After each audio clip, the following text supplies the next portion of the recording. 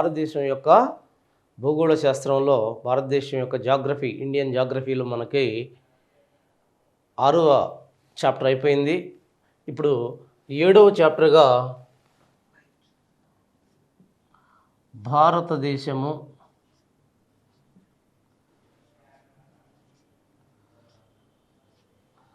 నేలలు, ఈ chapter important. భారతదేశం నేలలు లేదా వీటినే మృత్తికలు.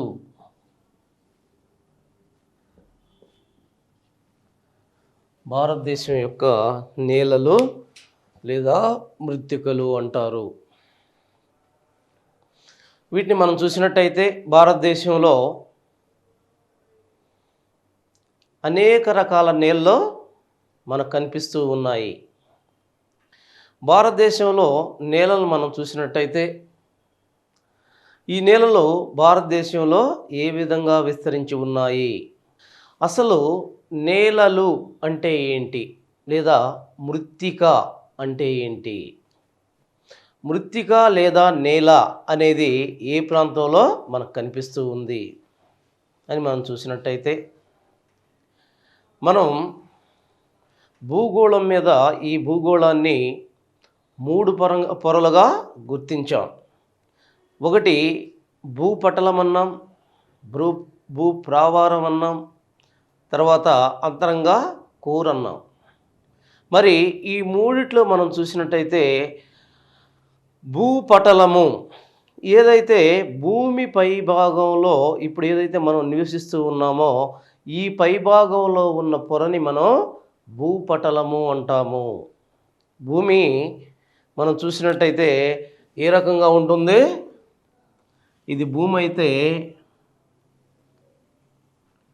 ఇది భూమి అయితే ఇదొక పైన సన్నటి పొరని మనం భూపటలమని, ఆ తర్వాత దీన్ని ఇది భూపటలం అంటున్నాం,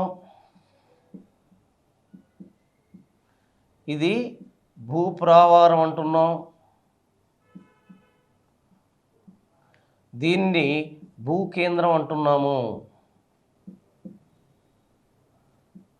యాక్చువల్గా మీకు వరల్డ్ జాగ్రఫీలో, ఫిజికల్ జాగ్రఫీలో ఈ సమాచారం మీకు దీని గురించి క్షుణ్ణంగా మనకి వస్తుంది.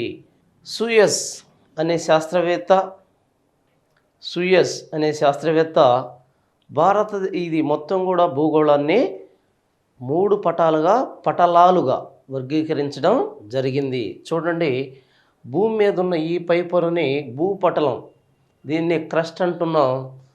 ఆ తర్వాత లోపల ఉన్న దీన్నే భూప్రావారం అంటున్నాం. ఇక్కడి నుంచి ఇక్కడి వరకు ఉన్నదాన్ని భూప్రావారం అంటున్నాం. ఇక్కడి నుంచి ఇక్కడి వరకు ఉన్నదాన్ని భూపటల పై పొర, ఇదొక పొర. మరి ఈ లోపల ఉన్న దీని మొత్తాన్ని భూకేంద్రము అంటున్నాము. చాలా సింపుల్గా ఈ విషయాలు అర్థం చేసుకొని చాలు. ఎందుకంటే దీంతో మనకి ఇప్పుడు అవసరం లేదు, ఇది మీకు ఫిజికల్ జాగ్రఫీలో వస్తుంది నెక్స్ట్. సో దీంట్లో ఎక్కడ గుర్తుపెట్టుకోవాలి మీరు, ఇక్కడ మీరు కేవలం భూపటలం గురించి మాత్రమే మీరు తెలుసుకోవాలి.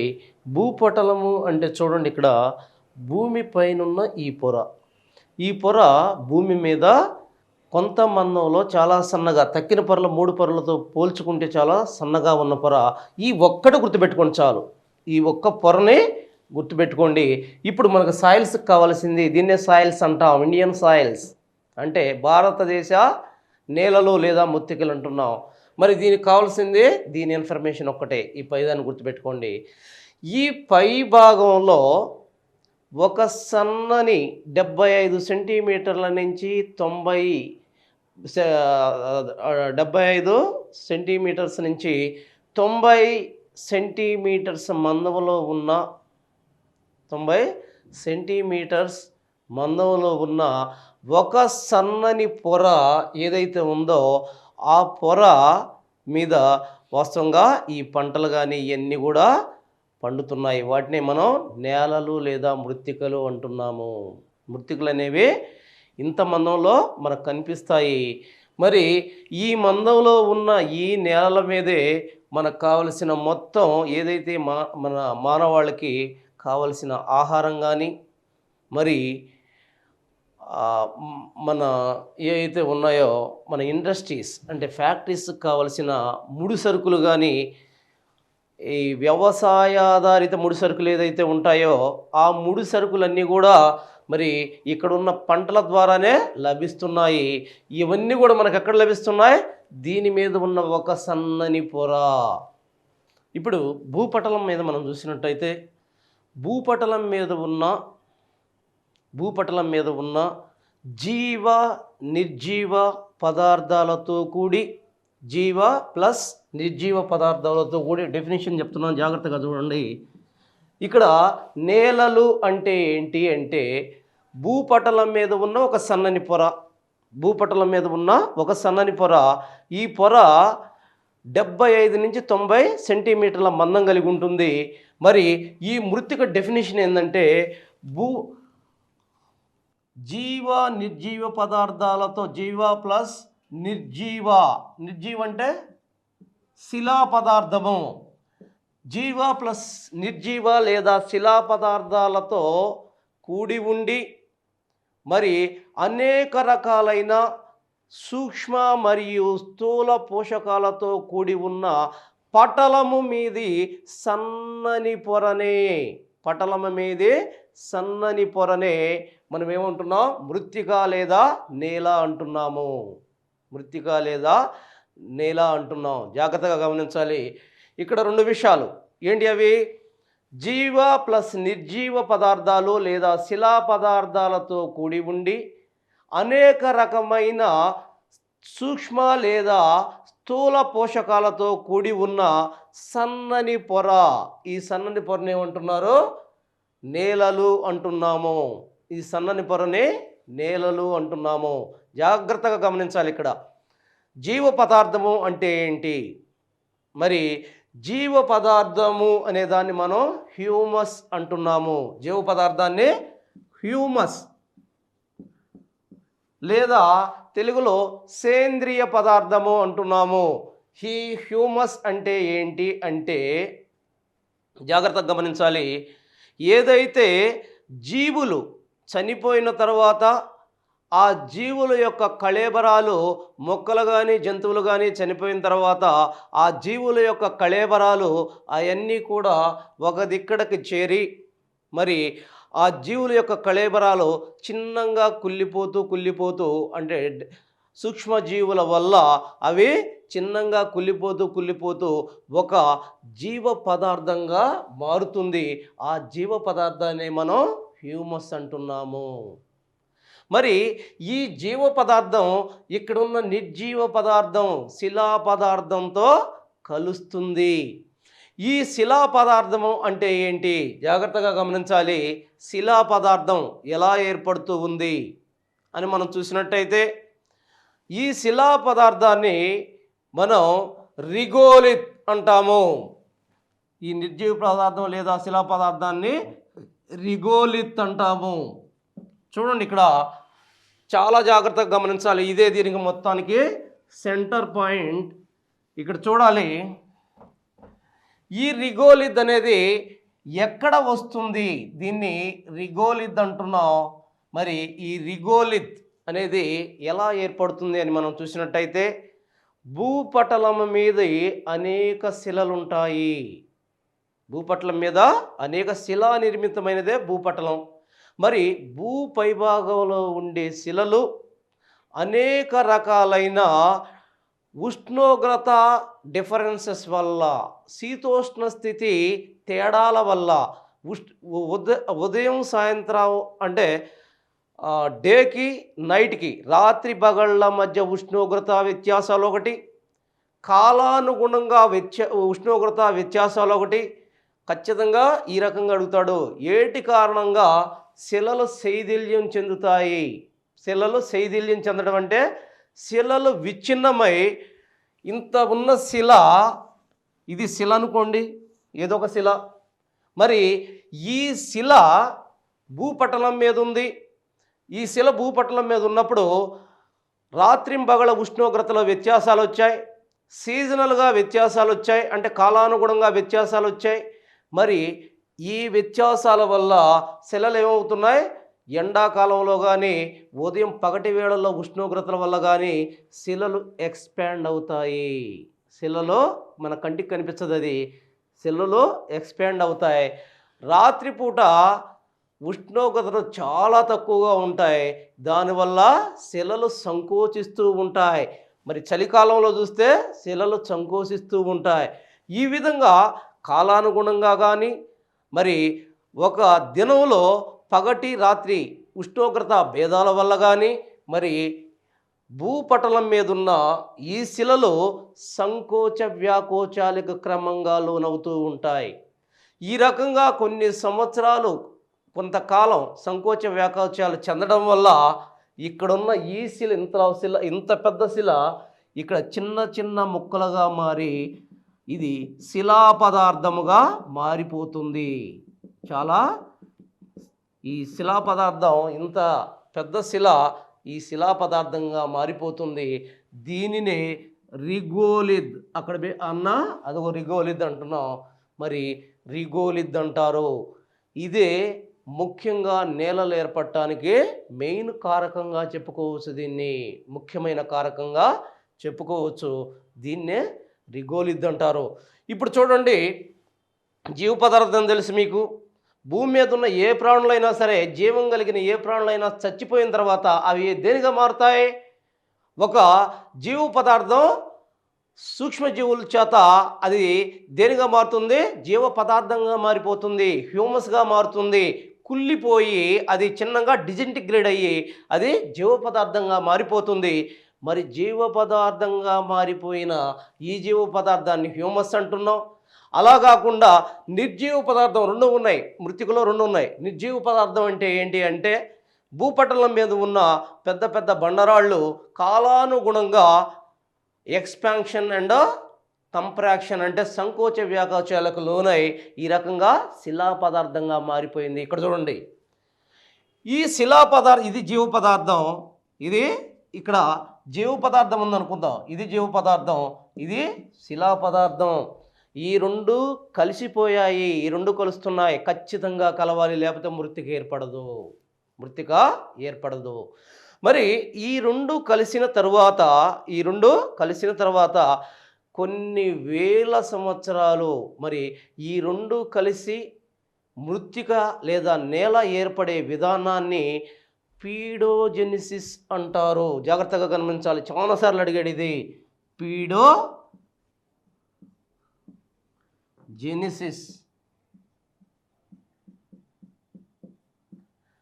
పీడో మీన్స్ నేల, జెనిసిస్ మీన్స్ ఏర్పడే విధానము. పీడోజెనిసిస్ అంటున్నాము. మరి ఈ పీడోజెనిసిస్లో మనం చూసినట్టయితే ఏం జరుగుతుంది? ఇది ఒక సంక్లిష్ట ప్రక్రియ. నేలల్లో మీరు వినేటప్పుడు ఎంత క్రిటికల్గా ఉంటుందో జాగ్రత్తగా వింటే అంత ఈజీగా ఉంటుంది. తక్కిన సబ్జెక్టులు చెప్పినట్టు మనం పరిగెత్తుతూ దీన్ని చెప్పలేము, జాగ్రత్తగా దీన్ని చెప్పాల్సి ఉంటుంది. మరి ఇక్కడ మనం చూసినట్టయితే పీడోజెనిసిస్ అంటున్నాము. ఏంటిది పీడోజెనిసిస్ అంటే?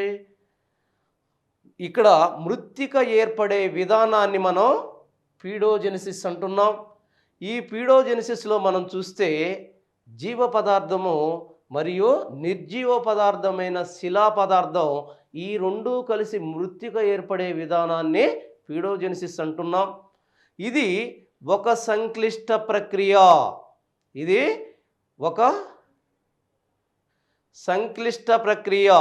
మరి ఈ సంక్లిష్ట ప్రక్రియలో మనం చూసినట్టయితే మృత్తిక ఈ ప్రక్రియలో 1 సెంటీమీటర్ స్క్వేర్ మృత్తిక ఏర్పడడానికి 5,000 సంవత్సరాల నుండి 10,000 సంవత్సరాల కాలం పడుతుంది. ఆలోచించాలి. మనకి చాలా ఆశ్చర్యం కలిగించే విషయం ఏంటంటే ఇష్టానుసారంగా మనం నేలలు తవ్వేస్తున్నాం లెక్క లేకుండా, కానీ 1 సెంటీమీటర్ స్క్వేర్ నేల ఏర్పడాలి అంటే ఈ ప్రాసెస్లో 5,000 నుండి 10,000 సంవత్సరాలు పడుతుంది. జాగ్రత్తగా గమనించాలి. దీన్ని మనం పీడోజెనిసిస్ అంటున్నాము. మరి ఏం జరుగుతుంది ఇక్కడ?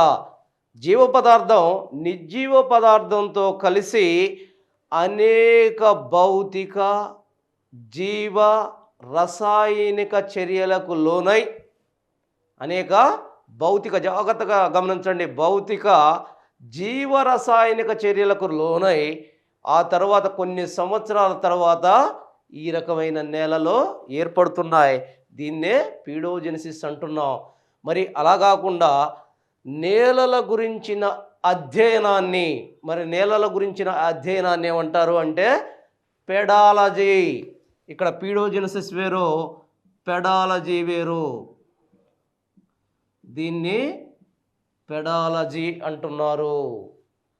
నేలల గురించిన సమగ్ర అధ్యయనం, సైంటిఫిక్ అధ్యయనాన్ని పెడాలజీ అంటున్నారు. సరే, ఇక్కడ మనం చూసినట్టయితే నేలలో ఈ విధంగా ఏర్పడుతున్నాయి, చాలా సంక్లిష్టంగా ఏర్పడుతున్నాయి. మరి ఈ నేలల్లో అనేక సూక్ష్మ మరియు స్థూల పోషకాలు కలిగి ఉన్న ఒక సన్నని పొర, భూపట్ల మీద ఉన్న ఒక సన్నని పొర. యాక్చువల్గా దీని లోతు ఎంతగా ఉంటుంది? 75 నుంచి 90 సెంటీమీటర్ల వరకు ఉంటుంది. మరి ఈ పొరని మనం నేలలు అంటున్నాం. అంతేకాకుండా ఇంగ్లీష్లో దీన్ని సాయిల్ అంటారు. సాయిల్ అనే ఆంగ్ల భాషా పదానికి మూలపదం సోలం అనే లాటిన్ పదం.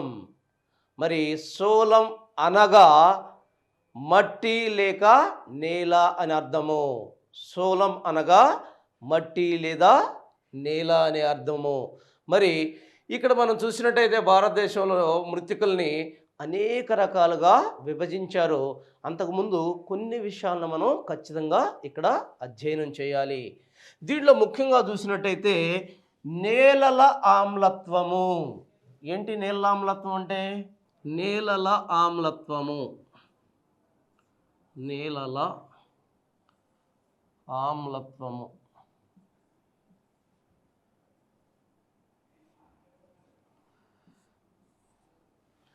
మనం నేలల్లో చూసినట్టయితే వీటి యొక్క ఆమ్లత్వం ఏ విధంగా ఉంది అని మనం పరిశీలించినట్టయితే నేలలకి ఆమ్లత్వం ఉంటుందా? ఉంటుంది. మరి నేలల ఆమ్లత్వం అనేది దేని మీద ఆధారపడి ఉంటుంది? ఇది pH స్కేల్. ఏ స్కేల్ అది? pH స్కేల్ అనే స్కేల్ ద్వారా ఏదైనా సరే ఒక పదార్థం యొక్క ఆమ్లత్వాన్ని మనం pH లాగరిథమిక్ స్కేల్ అనే దాని ద్వారా మనం కొలవడం జరుగుతుంది. దీనిలో చూసినట్టయితే ఈ స్కేల్పై 1 నుంచి 14 అంకెలు గుర్తించబడి ఉంటాయి. వీటిలో చూసినట్టయితే 1 నుంచి 7 వరకు, 1 నుంచి 7 వరకు ఈ మధ్యలో ఉన్న ఏదైతే ఉందో అంటే pH 1 నుంచి 7 వరకు మధ్యలో ఉన్నదాన్ని ఆమ్లత్వము అని, వీటిని క్షారాలు, ఇవి ఆమ్లాలు అంటారు, వీటిని క్షారాలు అంటారు. 7 నుంచి 14 మధ్యలో ఉన్న వాటిని క్షారాలని, 1 నుంచి 7 మధ్యలో ఉన్న వాటిని ఆమ్లాలని పిలవడం జరుగుతుంది. సో ఇక్కడ నేలలను కూడా మనం చూసినట్టయితే నేలల ఆమ్లత్వం ఏ విధంగా ఉంది అని మనం చూసినట్టయితే నేలల ఆమ్లత్వం అనేది 1 నుంచి 7గా గల నేలల్ని ఆమ్ల నేలలు అంటారు. 7 నుంచి 14 గల వాటిని క్షార నేలలు అనడం జరుగుతుంది. మరి 6.5 pH గల నేలలు పంటలు పండడానికి అనుకూలంగా ఉంటాయి. అసలు ఈ నేలలకు ఆమ్లత్వం ఏ విధంగా వస్తుంది అంటే నేలల్లో ఉన్న ఏ అయితే మినరల్స్ కానీ ఏదైతే న్యూట్రియంట్స్ని కానీ హైడ్రోజన్ అయాను స్థానభ్రంశం చెందిస్తుందో ఆ అయానుల ప్రాంతంలోకి హైడ్రోజన్ అయాను మార్పిడి జరుగుతుందో, మరి హైడ్రోజన్ అయాను ఎంతగా మార్పిడి జరుగుతుందో ఆ నేలలో అంత ఆమ్లత్వాన్ని పొందుతాయి, అంత ఆమ్లత్వాన్ని పొందుతాయి. అధిక వర్షపాత ప్రాంతాలను చూసినట్టయితే ఈ అధిక వర్షపాత ప్రాంతాల్లో నేలలో ఉన్న లైమ్ కరిగిపోవడం వల్ల, మరి లైమ్ కరిగిపోవడం వల్ల హైడ్రోజన్ అయాన్ కాన్సంట్రేషన్ అనేది నీళ్ళల్లో క్రమేణా పెరిగి పెరిగి పెరిగి నీళ్ళల్లో ఆమ్లత్వం అనేది క్రమేణా పెరుగుతుంది. ఈ విషయాన్ని జాగ్రత్తగా గమనించాలి. ఇది మీకు సైన్స్లో కూడా వస్తుంది. దీన్ని లాగార్థమిక్ టేబుల్ అంటారు.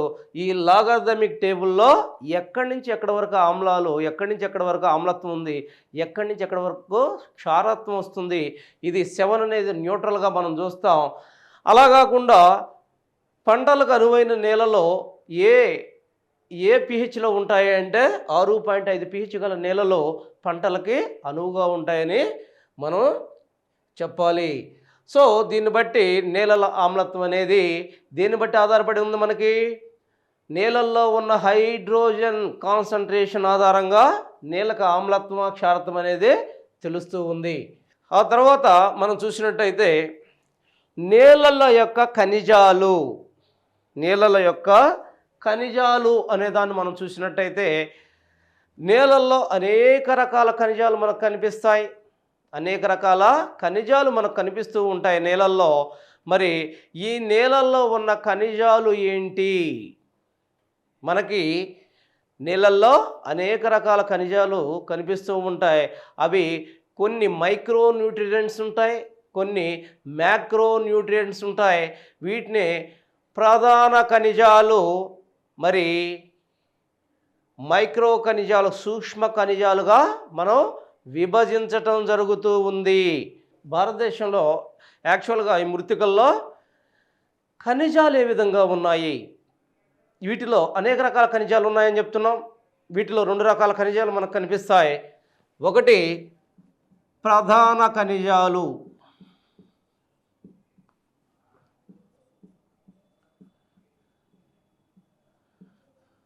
రెండు సూక్ష్మ ఖనిజాలు.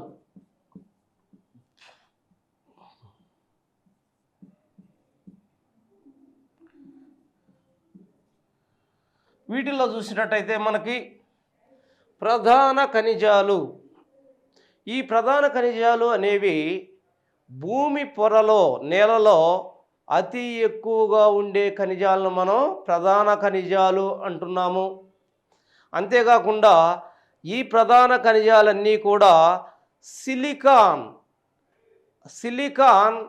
పార్టుగా గల ఖనిజాలుగా మనం చెప్పుకోవచ్చు. అంటే సిలికాన్ ఆధారిత ఖనిజాలు ఎక్కువగా ప్రధాన ఖనిజాల్లో మనకు కనిపిస్తూ ఉంటాయి. ముఖ్యంగా చూసినట్టయితే ఫెర్రస్, మెగ్నీషియం, మరి అల్యూమినియం, మాంగనీస్, కాల్షియం, ఇవన్నీ కూడా మనకి ప్రధాన ఖనిజాల్లో కనిపిస్తాయి. అయితే ఇవి నేలల ఏర్పాటులో కానీ, మరి నేలల యొక్క సారవంతంలో కానీ, మొక్కల పెరుగుదలలో కానీ ఇవి ఎక్కువగా ప్రభావితం చూపించవు. ప్రధాన ఖనిజాలు ఎక్కువ ప్రభావితం చూపించవు. మొక్కల పెరుగుదలలో కానీ, లేదా నేలల యొక్క సారవంతంలో కానీ, ఫర్టిలిటీలో కానీ ఇవి ఎక్కువ ప్రభావితం చూపించవు. మరి సూక్ష్మ ఖనిజాలు ఏంటి అని మనం చూసినట్టయితే ఇవి ముఖ్యంగా నేలలో అతి ముఖ్యమైన ఖనిజాలు ఇవి. వీటిని మనం చూసినట్టయితే ఈ క్లే ఆక్సైడ్స్, కొల్లాయిడ్స్ మరియు మినరల్ ఆక్సైడులు, క్లే ఆక్సైడ్స్, కొల్లాయిడ్స్ మరియు మినరల్ ఆక్సైడ్స్ అనే స్మాల్ న్యూట్రియంట్స్, మైక్రో న్యూట్రియంట్స్ అంటారు వీటిని. ఈ మైక్రో న్యూట్రియంట్స్ ఏదైతే ఈ పదార్థాలు చాలా ఇంపార్టెంట్గా ఉన్నాయి. ఇవి నేలల ఏర్పాటులో కానీ, నేలల సంఘటనలో కానీ ఇవి ప్రముఖ పాత్రని వహిస్తూ ఉన్నాయి. ఇవి చాలా ఇంపార్టెంట్ అయిన మినరల్స్గా మనం చెప్పుకోవచ్చు. ఇప్పుడు చూడండి, నేలల్లో మృత్తికల్లో 2 రకాల ఖనిజాలు కనిపిస్తాయి. ఒకటి ప్రాథమిక ఖనిజాలు లేదా ప్రధాన ఖనిజాలు అని, లేదా సూక్ష్మ ఖనిజాలు లేదా ద్వితీయ ఖనిజాలు అని మనం పేర్కొంటాం. మరి ఈ ఖనిజాల్లో మనం చూసినట్టయితే ముఖ్యమైన ఖనిజాలు సూక్ష్మ ఖనిజాలుగా మనం చెప్పుకోవచ్చు.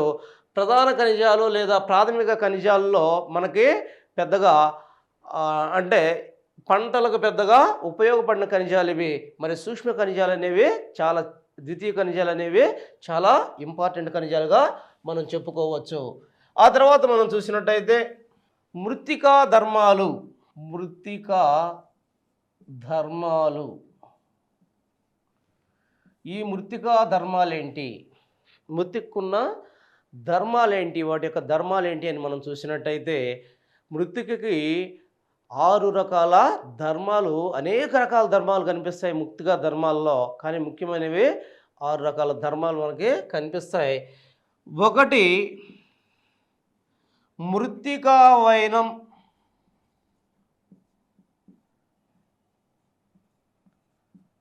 రెండు మృత్తికాల రంగు.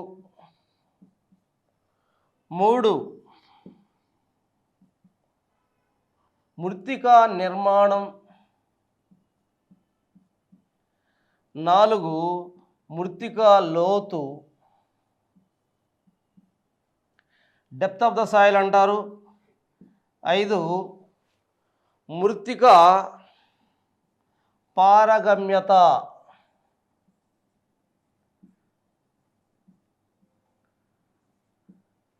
6 మృత్తికా వాలు.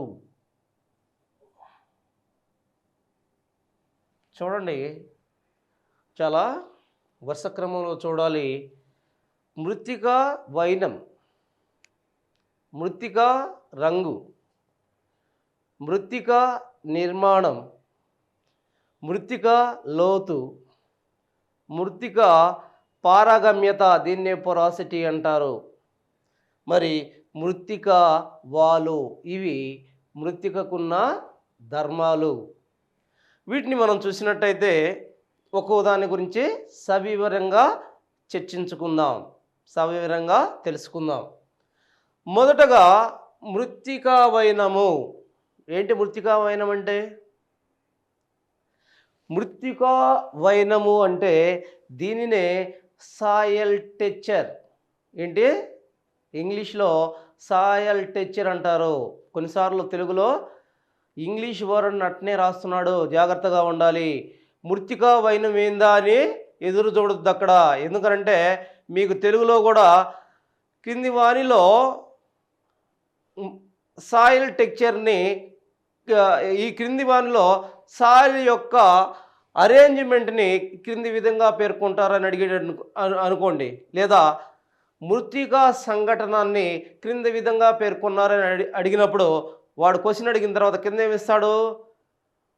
సాయిల్ టెక్చర్, సాయిల్ స్ట్రక్చర్ అని తెలుగులోనే రాసి ఉంటాయి పదాలు, కానీ అది ఇంగ్లీష్ పదాలను తెలుగులోనే రాస్తాడు. అందుకని ఈ ఖచ్చితంగా వైనం అనే ఇది మరీ అచ్చ తెలుగు వీటిని పెద్దగా తీసుకోవట్లేదు. కాబట్టి మీరు ఇంగ్లీష్ వర్డ్స్ కూడా ఇక్కడ కంపల్సరీగా తీసుకోవాలి మీరు. మృత్తికా వైనం, దీన్నే ఆంగ్లంలో సాయిల్ టెక్చర్ అంటున్నాడు. మరి టెక్చర్ అంటే ఏంది? సాయిల్ టెక్చర్ అంటే ఏంటంటే చూడండి ఒకసారి. సాయిల్ టెక్చర్ అంటే మృత్తికలో, నేలలో 3 రకాల పార్టికల్స్ ఉంటాయి. నేలలో 3 రకాల రేణువులు ఉంటాయి. ఏంటి ఆ 3 రకాల రేణువులు? 1 శాండ్, 2 సిల్ట్, 3 క్లే. ఇట్నే గుర్తుపెట్టుకోవాలి మీరు. శాండ్ అంటే ఇసుక, సిల్ట్ అంటే తెలుగు చెప్పలేము, క్లే అంటే తెలుగు చెప్పలేము. ఇక్కడ శాండ్ అంటే ఇసుక అనే దానికన్నా శాండ్, సిల్ట్, క్లే. ఏంటి శాండ్, సిల్ట్, క్లే అంటే? మట్టిని మనం తీసుకొని ఒక్కసారి భూతద్దంలో గురించి లేదా మామూలు కంటితో పరిశీలించిన దానిలో కొన్ని 3 రకాల రేణువులు కనిపిస్తాయి మనకి. ఆ రేణువుల మధ్య పరిమాణంలో డిఫరెన్స్ కనిపిస్తుంది. శాండ్ అంటే ఇసుక తెలుగులో. ఇసుక రేణువులు ఎలా ఉంటాయి చెప్పండి? కొంచెం పెద్దగా ఉండే రేణువులుని ఇసుక అంటాం. 3 అన్నాం కదా.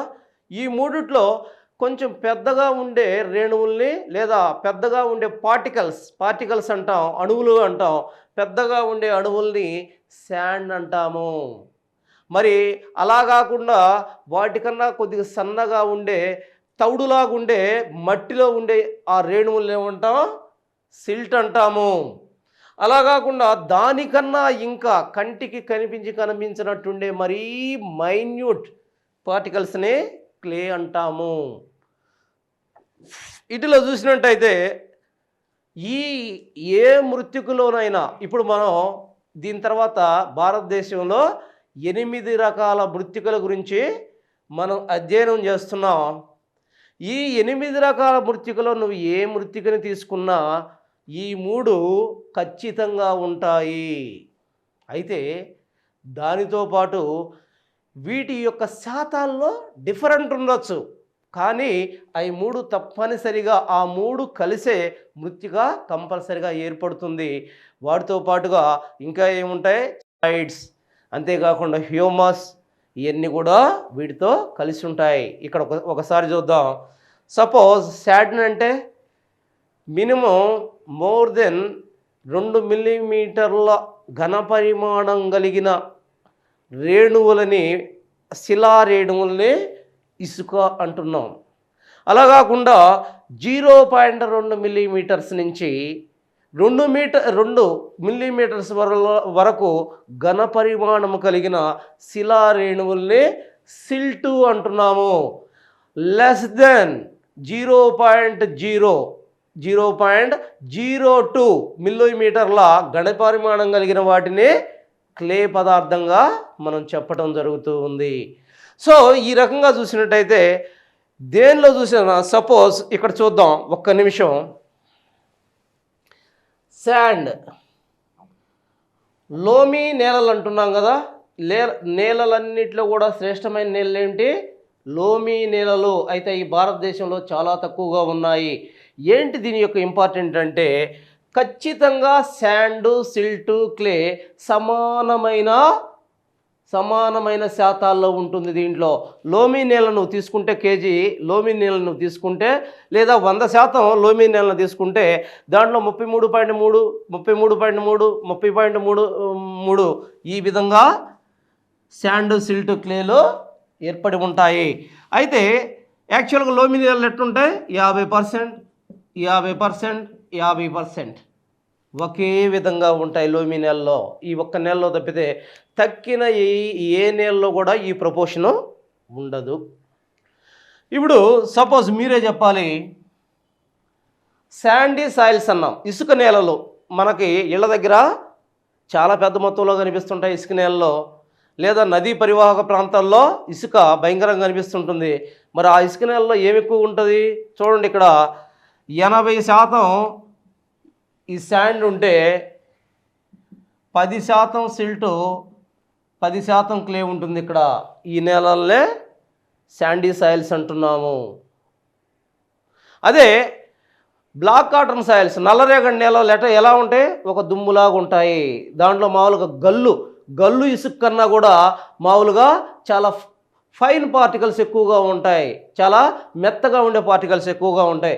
దాంట్లో మనం చూసినట్టయితే ఇక్కడ ఇది 20% ఉంటే తక్కిన 40% శాండు, సిల్టు, క్లే ఉంటాయి.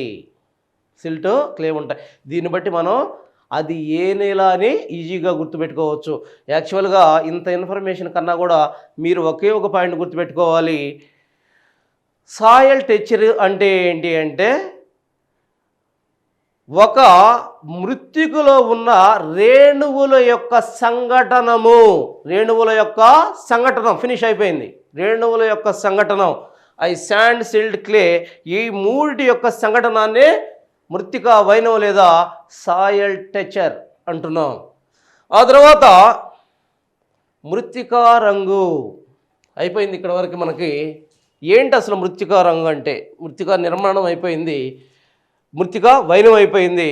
రెండవది మృత్తికా రంగు అని చూసినట్టయితే మనం చూస్తూనే ఉంటాం, మన నేలలకి రకరకాల రంగులు కనిపిస్తూ ఉంటాయి. మరి ఈ రంగుల్లో మనం చూసినట్టయితే కొన్ని నేలలు నల్లగా ఉంటాయి, కొన్ని గ్రే కలర్లో ఉంటాయి, కొన్ని బ్రౌన్ కలర్లో ఉంటాయి, కొన్ని ఎర్ర రంగులో ఉంటాయి, మరి కొన్ని నల్ల రంగులో ఉంటాయి. ఇన్ని రకాల నేలలు ఉన్నాయి. మరి వీటికి ఈ రంగు ఏ విధంగా వచ్చింది? ఇదే నేలల యొక్క రంగు, వాటి యొక్క స్వభావం. ఒక్కోదాన్ని చూసామంటే ఇది నల్లగా ఉంది, ఇది నల్లరేగడి నేల, దీనిలో ఈ పండ్ల పండియచ్చు, ఈజీగా చెప్పగలుగుతున్నాడు రైతు. మరి ఆ రంగు వాటికి ఏ విధంగా వచ్చింది అని చూసినట్టయితే, నేలల యొక్క రంగుని 2 కారకాలు ప్రభావితం చేస్తాయి. ఒకటి, పరివాహక ప్రాంతం ఎంత ఉంది అనే దాని ఆధారంగా వాటి యొక్క రంగు ఆధారపడి ఉంటుంది. ఒకటి అంటే పరివాహక ప్రాంతం అంటే నది తను ఎంత భాగానికి నీటిని ఇవ్వగలుగుతుందో దాన్నే నదీ పరివాహక ప్రాంతం అని చెప్పామని ఆల్రెడీ చెప్పాం మనం ముందు క్లాసులో. మరి ఈ నదీ పరివాహక ప్రాంతం ఎక్కువగా ఉంటే ఆ నేలలు బ్రౌన్ కలర్లో ఉంటాయి. ఏ కలర్లో ఉంటాయి? బ్రౌన్ కలర్లో ఉంటాయి.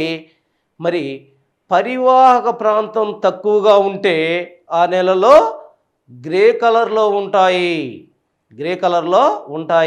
అంతేకాకుండా సేంద్రియ పదార్థం అతి ఎక్కువగా ఉన్న నేలలు నల్ల రంగులో ఉంటాయి. జాగ్రత్తగా గమనించాలి, నల్ల రంగులో ఉంటాయి. మరి ఇంకొక కారణం ఏంటంటే, దీని యొక్క రంగుకి ఇంకొక కారణం ఏంటి అంటే, ఏదైతే మాతృశిల ప్రకారం ఏ మాతృశిల నుంచి ఏర్పడతాయో ఆ నేలకి ఆ రంగు వస్తుంది. మాతృశిల అనేది సపోజ్ మనం తీసుకున్నట్టయితే నల్లరేగడి నేలలు తీసుకున్నాం అనుకోండి.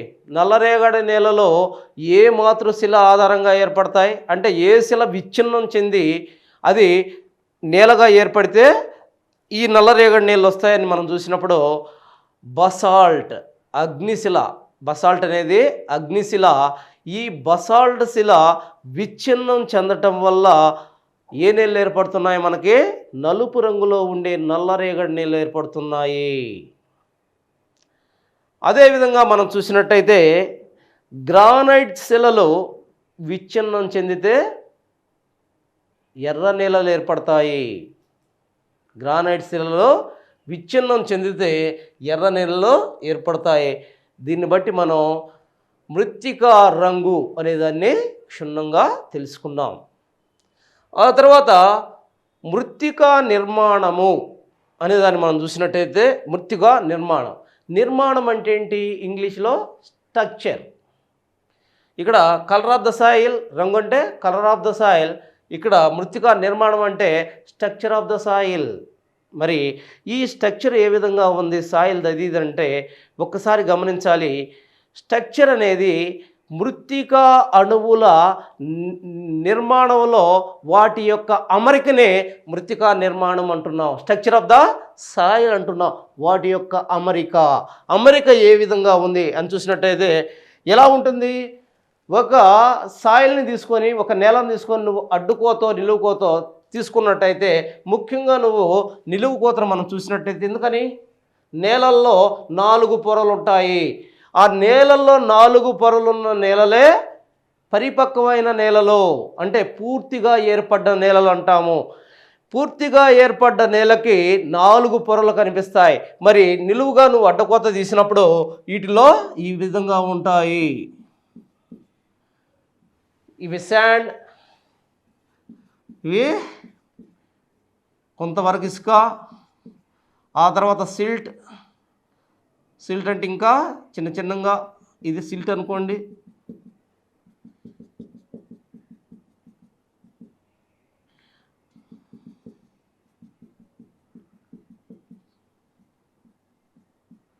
ఇది క్లే,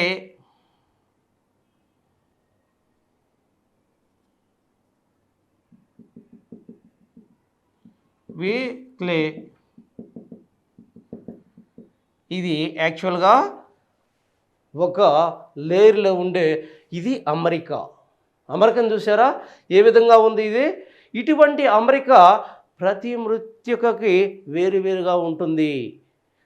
ఈ అమరిక అనేది ఒక మృత్తికకి అంటే ఒక నేలకి ఇంకొక నేలకి మారుతూ ఉంటుంది. అన్ని నేలలు ఒకే రకమైన నిర్మాణాన్ని కలిగి ఉండవు. వాటి నిర్మాణంలో మార్పులు కనిపిస్తాయి. అంటే అసలు నిర్మాణం అంటే ఏంటి అనేది మనం తెలుసుకుంటే ఈ రకమైన అణువుల అమరికనే నిర్మాణము అంటారు. ఈ నిర్మాణం అనేది అణువుల యొక్క అమరిక ఆధారంగా ఏ మృత్తికలోనైనా మనకు కనిపిస్తూ ఉంది. ఆ తర్వాత మృత్తికా లోతు. మనం ఇందాక చెప్పుకున్నాం, మృత్తిక ఎంత లోతు లేదా నేలలు మృత్తిక లేదా నేల ఏదైనా ఒకటే. మరి మృత్తిక ఎంత లోతు అని చెప్పుకున్నాం, ఎంత దాని యొక్క డెప్త్ లోతు కలిగి ఉంటుందని చెప్పుకున్నాం. 75 సెంటీమీటర్ల నుండి 90 సెంటీమీటర్ల లోతు కలిగి ఉంటుంది అని చెప్పుకున్నాము. అయితే ఇక్కడ ఒక విషయం గమనించాలి. 90 సెంటీమీటర్లు లోతు కలిగిన మృత్తికలు 75 కాకుండా ఏమని చెప్పుకున్నాం మనం, లోతులో 75 to 90 అని చెప్పుకున్నాం. సాధారణంగా ఇంత లోతు కలిగి ఉంటాయి. అయితే 90 లేదా అంతకన్నా ఎక్కువ లోతు కలిగిన మృత్తికలు పరిపక్వమైన మృత్తికలు మరియు అధిక క్వాలిటీ అధిక సారవంతమైన మృత్తికలుగా మనం చెప్పుకోవచ్చు. అంటే మృత్తిక లోతు మృత్తిక ధర్మంగా చెప్పుకోవచ్చు. దాని యొక్క ధర్మమే మృత్తికా లోతు. ఆ తర్వాత మనం చూసినట్టయితే పారగమ్యత, మృత్తిక యొక్క పారగమ్యత అనేదాన్ని మనం చూసినట్టయితే పారగమ్యత అంటే ఏంటి?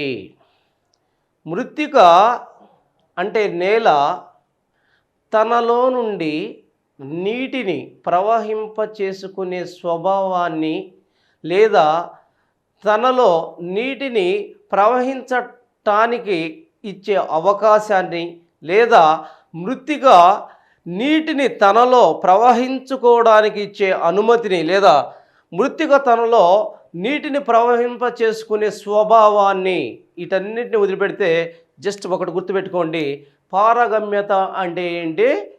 మృత్తిక నీటిని తనలో నుంచి ప్రవహింపజేసుకునే స్వభావాన్ని పారగమ్యత అంటారు. దీనికి రకరకాలు చెప్పచ్చు, కానీ ఇప్పుడు నేను చెప్పింది జాగ్రత్తగా గమనించండి. పారగమ్యత, దీన్ని సాయిల్ పొరాసిటీ అంటారు. సాయిల్ పొరాసిటీ అంటారు, పారగమ్యత అంటారు. దీన్ని బట్టి చెప్పండి ఏ నేలకి ఇది మీరు తెలుసుకుంటేనే వాడు అడిగే ఏ క్వశ్చన్ అయినా మీరు సమాధానం చెప్పచ్చు. అసలు పొరాసిటీ అంటే ఏంటని తెలుసుకుంటే దాన్ని బట్టి క్వశ్చన్స్ ఇట్లా అడుగుతాడు. ఈ క్రింది నేలల్లో ఏ నేలకి నీటిని అధికంగా నిలుపుకునే సామర్థ్యం ఉంది? నీళ్ళని తనలో లేదా జలాన్ని తనలో నిలుపుకునే స్వభావం ఈ క్రింది నేలల్లో దేనికి ఉన్నది అని అడుగుతాడు. లేదా అత్యధిక పారగమ్యత కలిగిన నేలలు క్రింది వాటిలో ఏది అంటారు? అత్యధిక పారగమ్యత కలిగిన నేల అంటే తనలో నుంచి నీటిని చాలా వేగంగా కిందకి పోనిచ్చే నేల. అంటే ఏమవుతుంది, అది ఏమవుతుందో చెప్పాలి. మరి శాండీ సాయిల్స్ అన్నాం, అంటే ఇసుక నేలల మీద పోయటంతో, ఎందుకని అవి ఎక్కువ ఇదిగో ఇంత పెద్దగా ఉంటాయి కాబట్టి వీటి మధ్య గ్యాపులు కూడా అంతే పెద్దగా ఉంటాయి. ఆ గ్యాపుల్లో నుంచి నీళ్లు చాలా వేగంగా కింద పొరల్లోకి వెళ్ళిపోతూ ఉంది. అంటే దీని యొక్క పొరాసిటీ దేని పొరాసిటీ ఎక్కువ? శాండీ సాయిల్స్ అంటే ఇసుక నేలల యొక్క పొరాసిటీ చాలా ఎక్కువగా ఉంది. మరి పొరాసిటీ కింది నేలల్లో దేనికి తక్కువగా ఉంది అని అడిగితే బ్లాక్ కాటన్ సాయిల్స్కి, నల్లరేగడి నేలలకి ఈ పొరాసిటీ తక్కువగా ఉంది. ఎందుకని? నల్లరేగడి నేలల్లో శాండ్ కన్నా కూడా సిల్టు, క్లే ఎక్కువగా ఉంటాయి కాబట్టి ఎక్కువగా ఉంటాయి కాబట్టి ఇవి డస్ట్గా ఉండి ఒక పార్టికల్ మధ్య ఖాళీ చాలా తక్కువగా ఉంటుంది. కాబట్టి మరి మనం ఊర్లలో చూస్తాం, బురద నేలల్లో జస్ట్ కొద్దిగా వాన పడ్డా కూడా చాలా రోజులు అది ఎండిపోదు. ఎందుకని? నీరు ఆవిరి కాదు, నీరు కిందకి వెళ్ళదు, అది పట్టి ఉంచుకుంటుంది. మరి ఆ స్వభావాన్ని ఏమంటారు? పొరాసిటీ తక్కువ ఉంది, కిందకు పోనించే స్వభావం తక్కువ ఉంది. ఈ విషయాలు మీరు గమనించాలి. ఆ తర్వాత చూసినట్టయితే పారగమ్యత మనకి అయిపోయింది. మరి ఇక్కడ ఇంకొక చిన్న విషయం, పారగమ్యత అనే విషయంలో ఇంకొక చిన్న విషయం, పారగమ్యతలో పొరాసిటీ అంటే ఏంటి? పొరాసిటీ అనేది పారగమ్యత అన్నాం. మరి పోర్ స్పేస్ అంటే ఏంటి? రెండు అణువుల మధ్య, ఇక్కడ చూడండి ఒకసారి, రెండు అణువుల మధ్య ఉన్న ఈ ఖాళీ ప్రాంతాన్నే పోర్ స్పేస్ అంటారు. రెండు అణువుల మధ్య ఉన్న ఖాళీ ప్రాంతాన్ని పోర్ స్పేస్ అంటారు. మరి పోర్ స్పేస్ అనేది ఏ సాయిల్స్లో, ఏ నేలల్లో ఎక్కువగా ఉంటుంది అని క్వశ్చన్ వచ్చింది. మరి ఏ సాయిల్స్లో ఉంటుంది? శాండీ సాయిల్స్లో పోర్ స్పేస్ అనేది చాలా ఎక్కువగా ఉంటుంది. మరి పోర్ స్పేస్ అనేది ఏ నేలల్లో తక్కువగా ఉంటుంది, కింద ఏ నేలల్లో తక్కువగా ఉంటుంది అంటే ఆ ఇచ్చిన నేలల్లో ఏటిలో అయితే క్లే ఎక్కువగా ఉంటుందో ఆ నేలల్లో పొరాసిటీ లేదా పోర్ స్పేస్ తక్కువగా ఉంటుంది. పోర్ స్పేస్ తక్కువగా ఉంటుంది. సో దీంతో మనకి పారగమ్యత అనే ఇది మనకు అయిపోయింది. తర్వాత మృత్తికావాలు. ఏంటి మృత్తికావాలంటే అని మనం చూసినట్టయితే, మృత్తికావాల్ని మనం చూసినట్టయితే మృత్తికలకి కొంత వాలు ఉంటుంది. నేలల యొక్క వాలు మనం ఎక్కడైనా చూడొచ్చు. కొండలకు ఏ విధంగా ఉంటుంది వాలు? కొండలు ఏ విధంగా వాలు కలిగి ఉంటాయి? నిట్ర వాళ్ళు కలిగి ఉంటాయి. అదే మైదాన ప్రాంతాలు సాధారణ వాలు, జెంటిల్ స్లోప్ కలిగి ఉంటాయి. అదే పీఠభూములు చూస్తే మధ్యస్థ వాలు కలిగి ఉంటాయి. మధ్యస్థ వాలు కలిగి ఉంటాయి. చూడండి ఇక్కడ ఇవి కొండ ప్రాంతాలు. ఏ వాళ్ళు కలిగి ఉంటాయి? కొండ ప్రాంతాలన్నీ కూడా ఇది స్లోప్, నిట్ర వాళ్ళని కలిగి ఉంటాయి. మరి ఇదంతా మైదాన ప్రాంతం.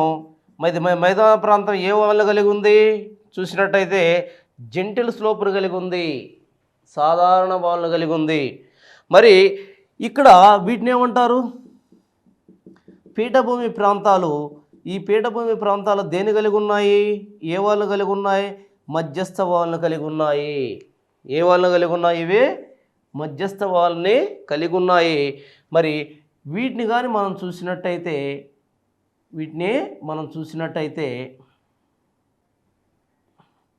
ఇవి మధ్యస్థ వాళ్ళని కలిగి ఉన్నాయి. ఇక్కడ చూడండి, నేలల్లో వాలు, ఒక మృత్తికను మనం తీసుకున్నట్టయితే వాలు 5% ఉంటే సాధారణ వాలని, 5% వాలు కలిగి ఉంటే, ఏదైనా మీరు ఒక భూస్వరూపాన్ని తీసుకుంటే ఆ భూస్వరూపంలో 5% వాలు కలిగి ఉంటే దాన్ని సాధారణ వాలని, 5% నుండి 10% వరకు వాలు కలిగి ఉంటే దానిని మధ్యస్థ వాలని, 10% కన్నా ఎక్కువ వాలు కలిగి ఉంటే దానిని నిట్రవాలు అంటారు. ఇది మృత్తికా ధర్మం. వాలు కలిగి ఉండడం మృత్తికా ధర్మం. అయితే దీన్ని బట్టి చూస్తే మనకి నిట్రవాలుల్లో మృత్తికలు సరిగా ఏర్పడతాయా? సపోజ్ ఇక్కడ ఏర్పడతా ఉన్నాయి మృత్తికలు, వర్షపాతం వచ్చింది. మరి వర్షపాతం వచ్చినప్పుడు ఈ ఏదైతే వర్షం ఉందో ఆ వర్షం ఈ ఏర్పడిన నేలని తీసుకొని వెళ్ళిపోతుంది. మరి మృత్తికలు ఏర్పడడానికి అవకాశం ఉన్నాయా? మృత్తిక ఏర్పడాలంటే ఏమని చెప్పాను నేను? ఒకే ప్రాంతంలో 5,000 నుంచి 10,000 సంవత్సరాల వరకు ఉంటే కనుక ఒక మృత్తిక ఏర్పడదు. మరి వర్షం వచ్చినప్పుడల్లా, సంవత్సరానికి వర్షం వచ్చినప్పుడల్లా ఇక్కడ ఏర్పడే మృత్తికలు అది పూర్తిగా ఏర్పడకముందే కొట్టుకొని పోతుంది. కాబట్టి ఈ నిట్రవాళ్ళలో మృత్తికలు, సరైన మృత్తికలు ఏర్పడవు. మరి ఇక్కడ ఈ మధ్యస్థ వాలుల్లో, ఈ సాధారణ వాలుల్లో, ముఖ్యంగా సాధారణ వాలుల్లో మనకి మంచిగా క్వాలిటీ కలిగిన, మంచి పరిపక్వత కలిగిన, క్వాలిటీ కలిగిన మృత్తికలు ఏర్పడటానికి అవకాశం ఉంది. ఇది దాని యొక్క వాలు యొక్క స్వభావంగా మనం చెప్పవచ్చు.